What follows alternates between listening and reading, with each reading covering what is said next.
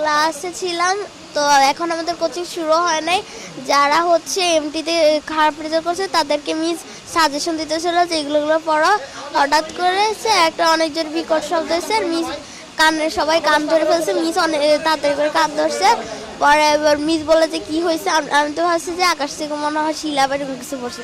পরে আমরা যখন বের হয়েছি দেখি যে যেখান দিয়ে আমরা সিঁড়ি দিয়ে ক্লাসে উঠি সেই সিঁড়ির জায়গাটা পুরোটা পুড়ে গেছে। আর সিঁড়ির ওই পাশে কিছু 7-8-এর ছেলেমেয়েরা পড়তো, ওদের ইয়েটা পুরো পুড়ে গেছে, সিঁড়ির সাইড পুরো পড়ে গেছে।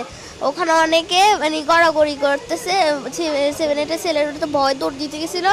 আগুনের পরে অনেকে গা লাল হয়ে গেছে, অনেকের খুব জামা কাপড় পুড়ে গেছে। তারা মাটিতে শুয়ে শুয়ে গড়াগড়ি করতেছে।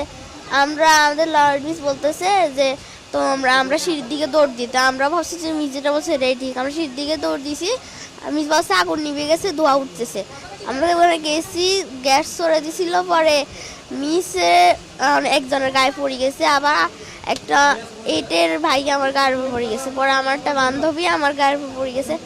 আমি অনেক কষ্ট ওখান থেকে উঠে আসছি। আর পরে বারান্দার যে গ্রিল কিছু ফায়ার সার্ভিসের লোক আসছে, তারপর কিছু আর্মি লোক আসছে, এসে ওরা গ্রিল ভাঙছে।